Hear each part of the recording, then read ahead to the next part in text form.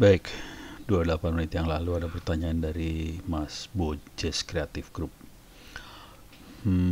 Teknik parallel processing ini ngomongin soal pemisahan database, server dan sebagainya.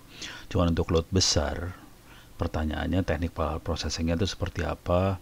Apakah mesin web servernya diperbanyak dan di load balance atau bagaimana?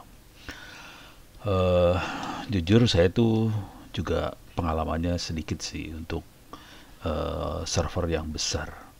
Biasanya itu yang punya pengalaman seperti itu teman-teman di Detikom, Kumparan, Kompas, kayak gitu-gitu tuh. Mereka memang atau di startup-startup online ya kayak Bukalapak, Tokopedia, mereka mau tidak mau harus pakai server yang banyak karena loadnya besar banget. Oke, teknik-tekniknya macam-macam. Teknik yang paling blow on adalah mungkin pakai gambar paling enak ya. Ini jadi tekniknya macam-macam, nggak cuma satu teknik ya, berbagai teknik bisa dipakai sih. Mungkin kalau loadnya nggak banyak tapi nggak banyak banget, cara paling begonya adalah kita bikin aja servernya banyak di sini. Ini server banyak, IP-nya beda-beda, IP-nya beda-beda. Server itu bisa ngomong ke satu database di sini. Jadi ini database-nya. Tapi ini jadi bottleneck nih nanti kalau kayak gini caranya. Tapi oke lah. Jadi caranya gini. Atau database-nya bisa dibikin beberapa. Nanti harddisk-nya satu. Jadi ditempel ke satu SAN, Storage Area Network. Storage Area Network. SAN. Untuk nyimpen database-nya. Jadi database-nya bisa banyak juga sih sebenarnya. Oke, tempel ke sini. Nah, ini web servernya banyak. Konsekuensinya IP address-nya ada banyak nih. Di sini misalnya IP address-nya A, B, C, D. Nah, nanti di DNS-nya kalau ada klien akses, dia akan round robin istilahnya. Jadi klien pertama dikasih A, klien kedua kasih B, klien ketiga dikasih C, klien keempat kasih D, dan klien kelima A lagi, B, C, D, A, B, C, D. Jadi bebannya dibagi 4 atau dibagi jumlah server yang ada. Contoh paling sederhana kita bisa lihat di Google lah. Di www.google.com.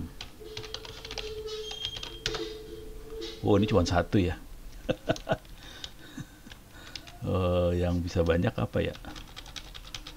Kalau satu lain cerita, tekniknya beda tuh.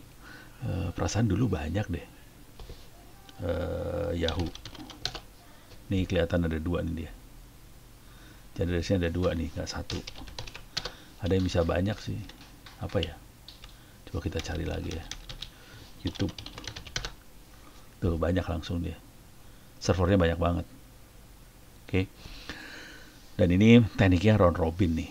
Round robin artinya user pertama dikasih yang ini, user kedua dikasih ini, user ketiga dikasih ini, user keempat kasih ini, dan seterusnya.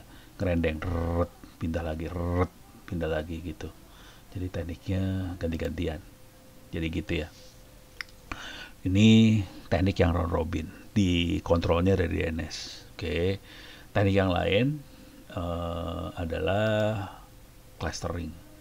Itu lebih rumit, asli rumit yang itu. Tapi kayaknya itu yang banyak dipakai sih. Sama teman-teman juga banyak makainya itu. Oke. Saya gedein lagi dikit. Atau kita cari aja lah. Clustering rumit sih. Ubuntu cluster. Oke. Nah, ini ada Ubuntu HA. HA adalah high availability. Ini tekniknya mumet. Saya sendiri nggak nguasain sih jujur. Dia pakai Heartbeat, aplikasi Heartbeat buat ngasih tahu ke antar server saya masih hidup loh, saya masih hidup loh, kira-kira kayak gitu. Nanti kalau ada, jadi selain buat cluster, nah ini contohnya. Eh, jadi ini dari luar bisa akses. Ini harddisknya ada 2, terus ada servernya ada, ini gambarnya 2 tapi bisa banyak sih sebenarnya, bisa ngerendeng gitu. Jadi nanti dia kasih heartbeat satu sama lain. Saya masih hidup, saya masih hidup, saya masih hidup. Kalau heartbeatnya mati, dia tahu server ini mati, dilepas, nanti di handle sama yang hidup, kira-kira kayak gitu. Jadi ada failover apa segala macam. Yang jadi masalah besar di sini adalah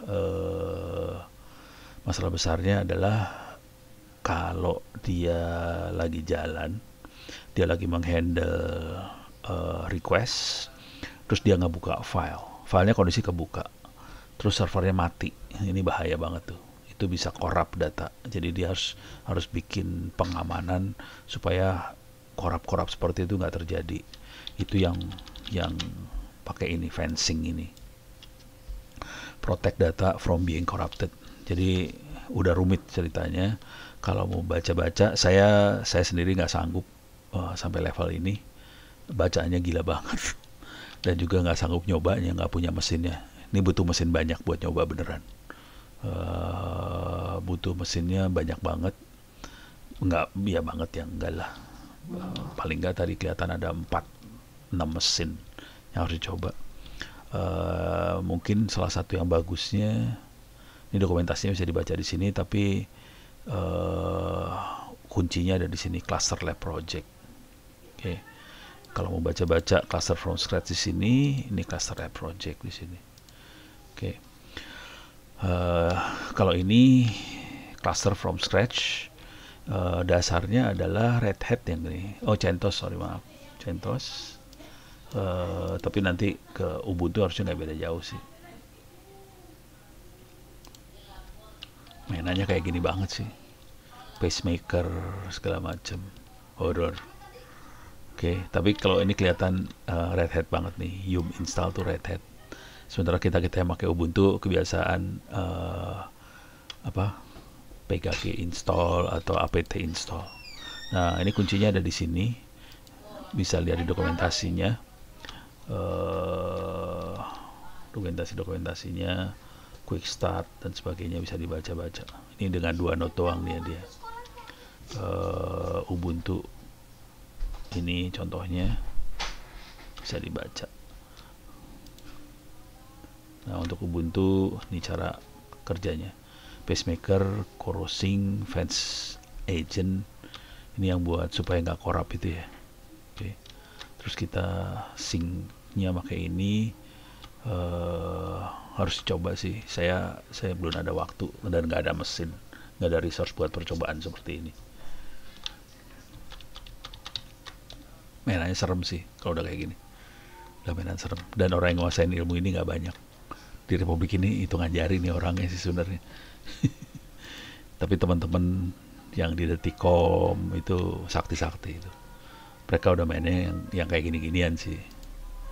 Gitu. Jadi kira-kira kayak gini. Teknik lain lagi adalah reverse proxy barangkali ya. Tapi nggak tahu sampai seberapa banyak server yang di belakangnya dia. Bisa nggak buat ini? Biasanya cluster sih. Nah, ini reverse proxy itu ke belakangnya web server.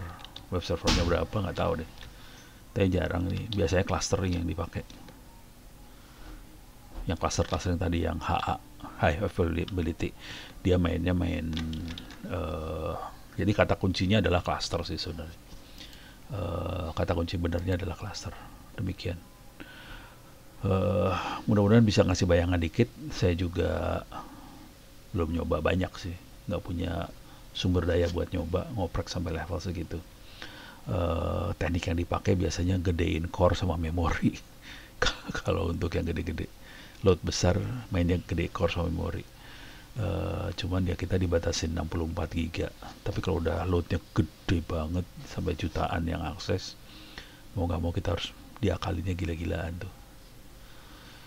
Demikian, mudah-mudahan bisa kasih gambaran buat Mas Bojes Kreatif Group gitu.